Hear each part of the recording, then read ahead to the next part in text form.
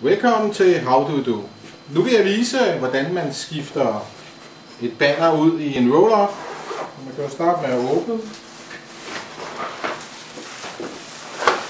Pille indholdet ud. Der er en overliste, selve roll-up'en. Og så er der nogle stænger. Jeg starter med toplisten. Så den ligesom er kommet på. I det her tilfælde, der er det en klemmeliste, som sidder holdt sammen med 2 plastikdubber inden.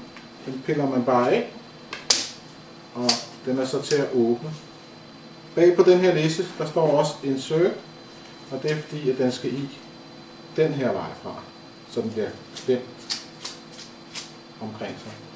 En anden profil, man også skal risikere at få med sin roll-up, det er med dobbeltklæb.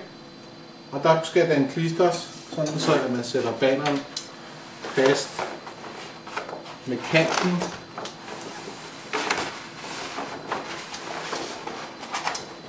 Fremad, så får man den pæneste afslutning, eller man kan regne med, at krogen skal sidde baglæns, når den kommer op og sidde. Nå, vi skal sætte vores topbanner i profilen. Jeg ruller den lidt ud og holder en finger ind imellem og åbner den. Og stikker den ind her fra den ene side.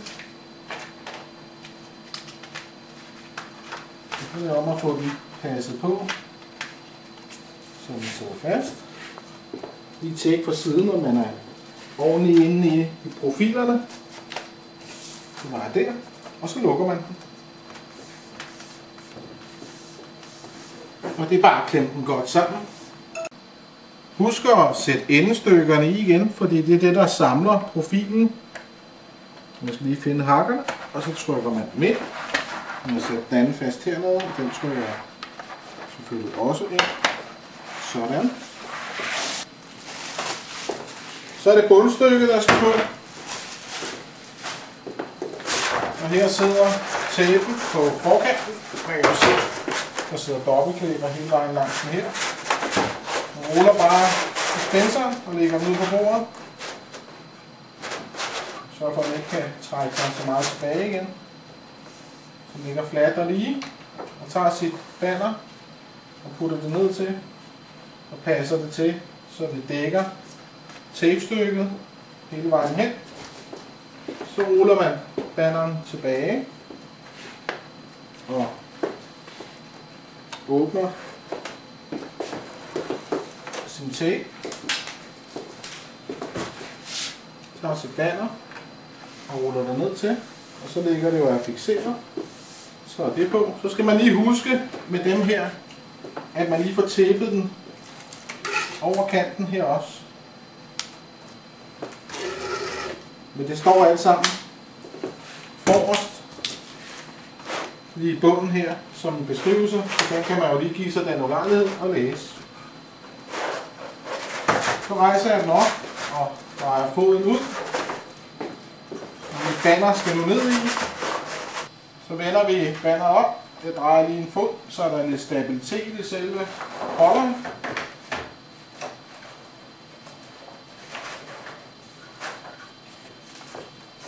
Der sidder en pind her, og når jeg trækker den, så er det ligesom et rullegardin, der begynder at rulle.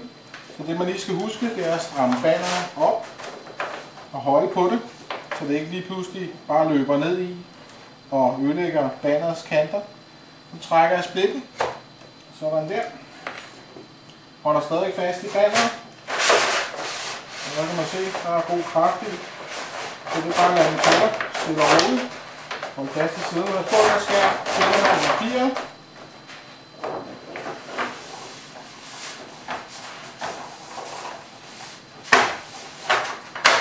Værsgo. Der er nogle banner i, og man kan gå ud og sætte sit roll-up op. Sådan skifter man medie i en roll-up.